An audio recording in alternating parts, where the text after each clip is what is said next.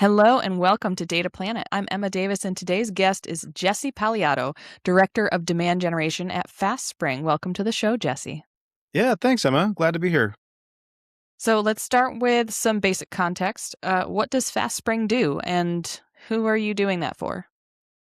Yeah, FastSpring is part tech company and part finance company. What we do is we're a payments platform and we handle everything from your checkout to your tax compliance.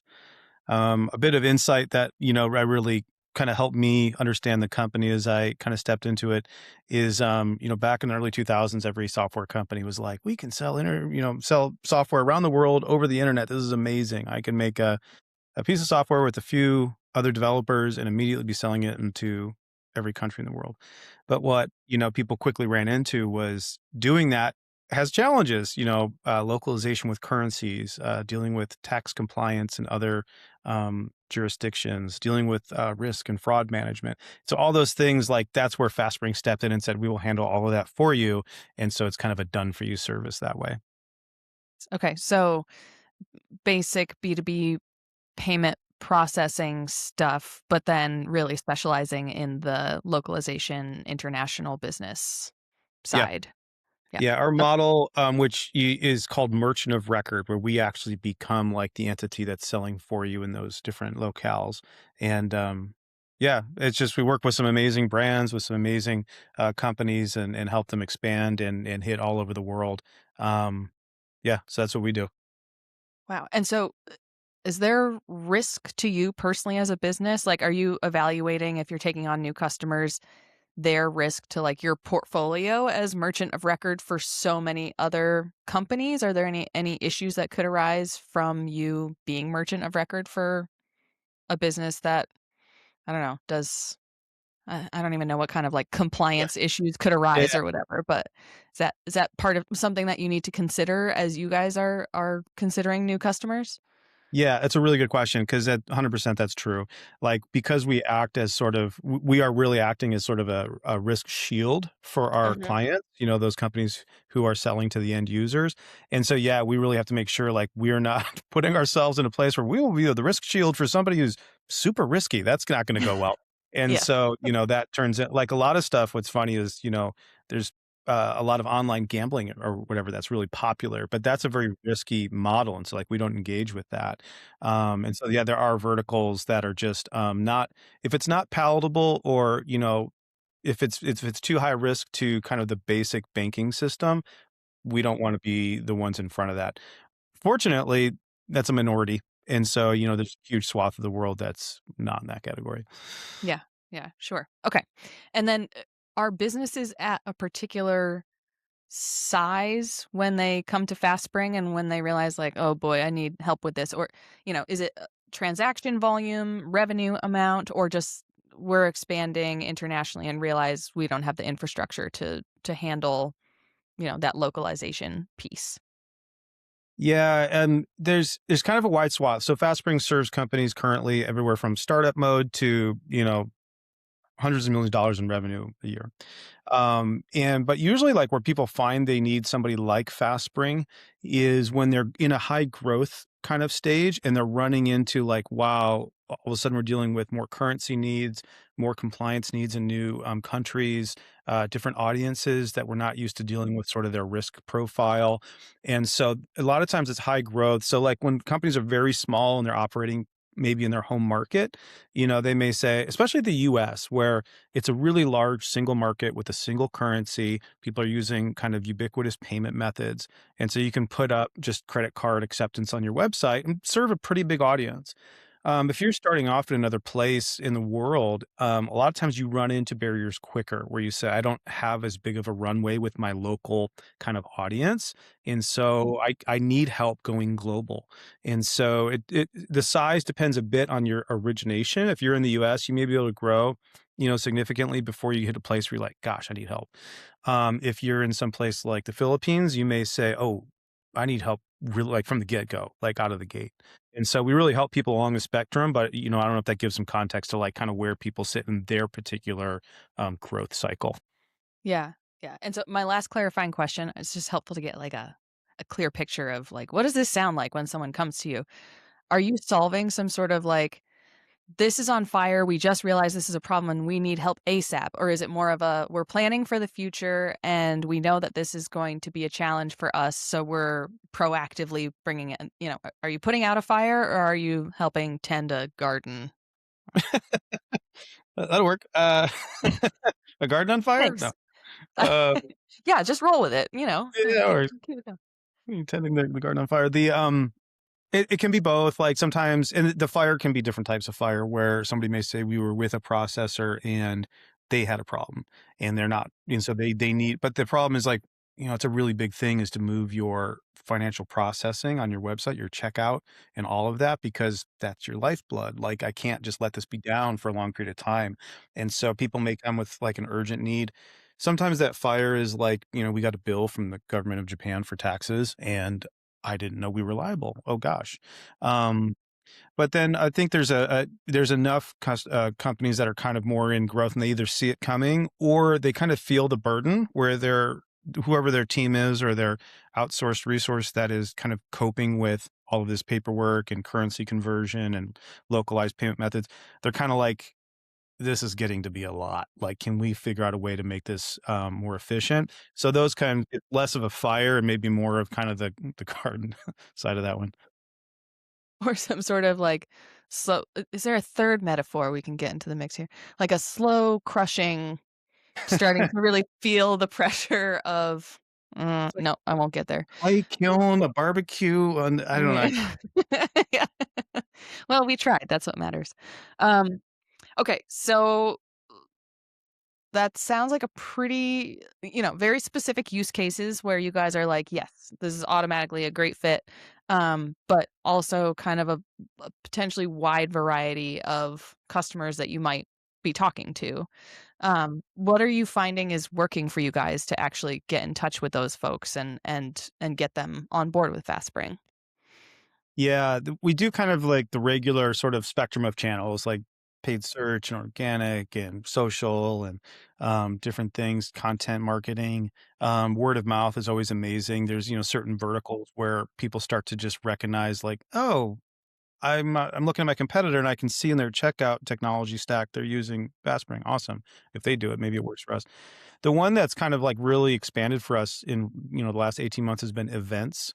And events are, I feel like in some ways you can kind of they get a bad rap where people say, oh, they're hard to quantify and how do I really Yeah. measure impact. On the other hand, like a perspective on events is that they're sort of a powerhouse for all the other channels because you're able to say we're doing a lot of stuff before the event, whether it's content or whether it's kind of outreach with your sales team to people who are going to be going to those events. um, we're doing things at the event where if you can get somebody up on stage and it's creation of thought leadership as they're doing a talk. And then there's this post event where you're, replaying that into social channels and content, and more thought leadership, more outreach. Almost like events for us have really become sort of this like sort of a tent pole approach where we kind of build other outreaches and other marketing channel content around that thing. So for us, it's been a huge positive. Okay, nice. And so you talked about this, what that looks like for you, Mhm. but I do have a lot of people ask me if events work or, share that like, "Ugh, they're just so hard to quantify. I don't know if it's worth it." Yeah. And I respond with the only proper response from a marketer, which is, "It depends." And Yeah. so Right. is it is Yeah. there a better answer? Like, what is making you confident that the investment in events is worth it to you? What are you doing specifically around the events that, you talked about that being a tent pole for your outreach strategy overall?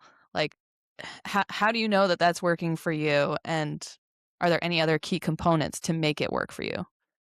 Yeah, it is super hard. I would say, and I would say part of the difficulty measuring is you can be sort of intellectually lazy, and I'm prone to this as much as the next person, where you say, "Hey, we were up on stage. I talked to three great companies, and we had a big logo up on a thing somewhere, and gosh, and we had a customer there that we had a customer meeting with, and it just feels like we did a lot of good stuff, and that's good enough."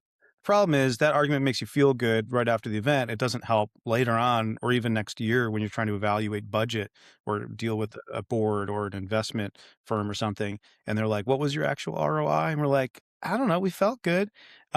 Like that doesn't work, right? Except that's usually what you're kind of coming away with. The thing that we've really focused quite a bit on at FastSpring in our kind of marketing team and our sales teams is really tracking our lead and opportunity. So actually being database so that and it takes a lot of rigor, like, for anybody that may be listening right now, this is Jesse's no BS, honest take on it. It is, Listen up, turn up the volume. Okay, go ahead. uh, getting your internal people to do all of the data tagging takes Yeah, constant pressure.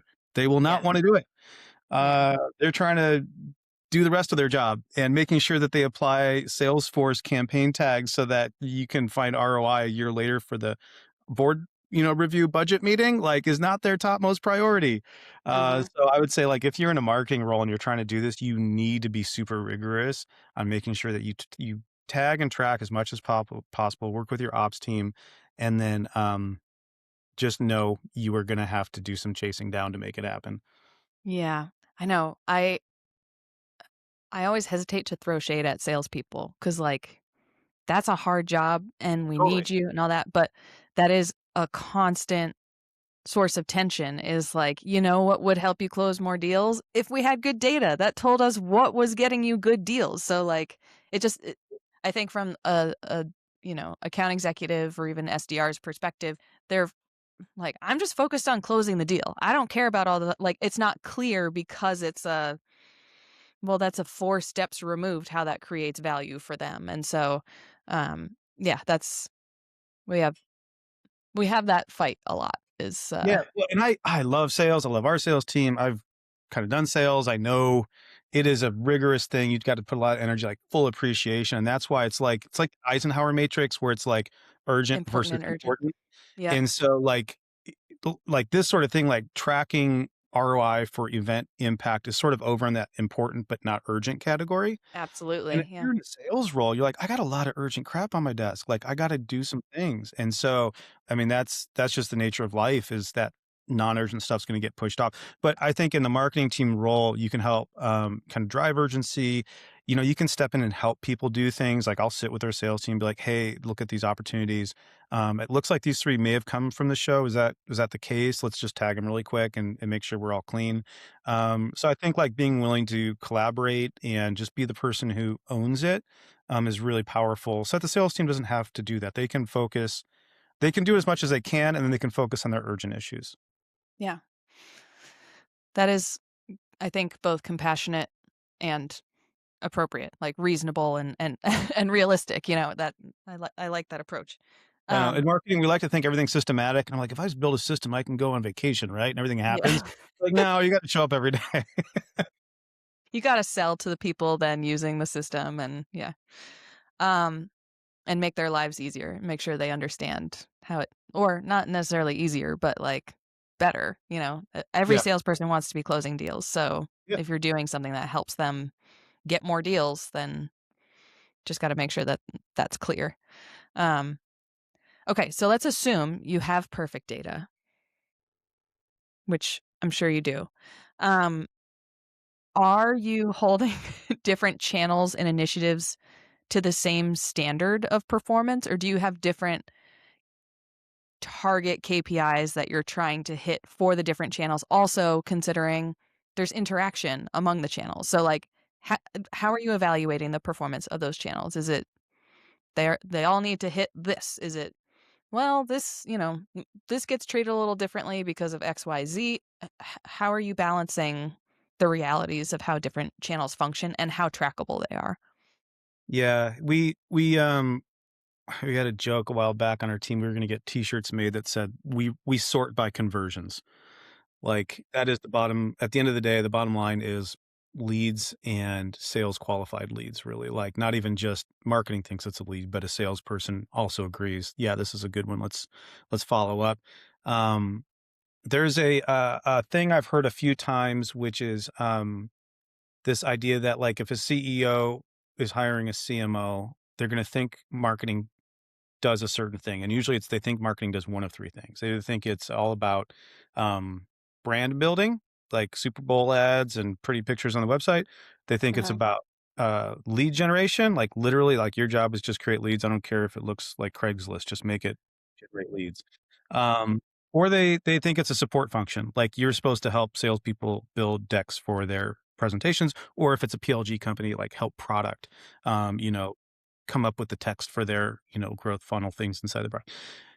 We are very much oriented around that demand model, that middle one, which is about lead generation. And so while we do brand building, while we work with other teams quite a bit, at the end of the day, like we really orient around the single metric of like kind of like lead creation. That said, um, there's some difference in channels. I think social is super hard to measure in some ways. I mean, it seems like very data oriented, but when you get into a multi-touch attribution and how much it drove stuff, I think you end up falling back sometimes to like, well, impressions were there. I clicks I don't know about or lead, tie lead performance, but we know we need to be there. Uh, Events can fall into that, but like I said, we work really hard to try and make those um, be clearer in the data attribution. Yeah. Yeah. Awesome. All right. I have one more question for you, which is what is your biggest frustration right now? What feels like this should be working better than it is, but it just isn't? Everything. Oh no. This is a short and sweet podcast, Jesse. Keep that in mind. So Don't get crazy. Okay. yeah. Um, okay. I will tell you ABM and data.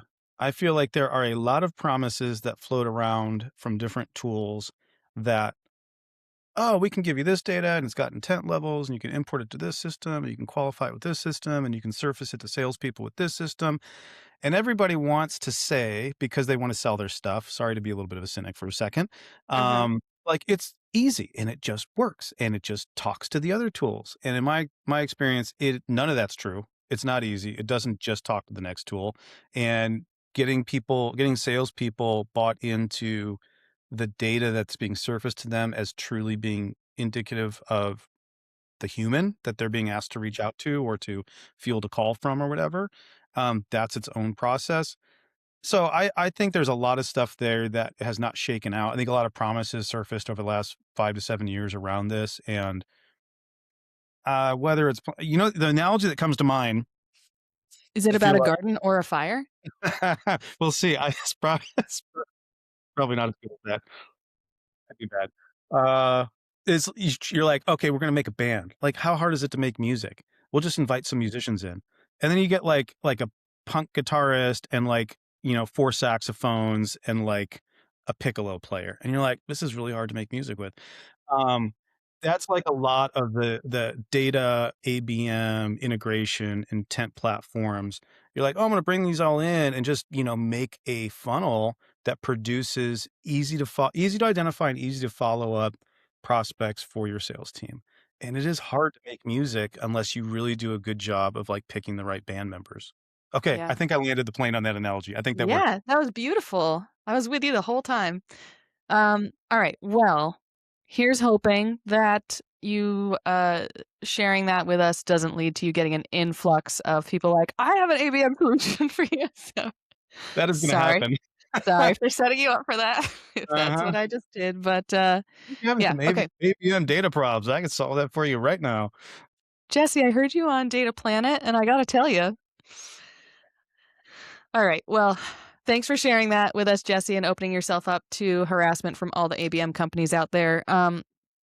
Let's go ahead and wrap the show there. If you're interested in learning more about Jesse and FastSpring, information will be in the show notes. Jesse, thank you so much for coming on the show. This was a really fun one to record. Yeah, thanks, Emma. Glad to be here. Thank you.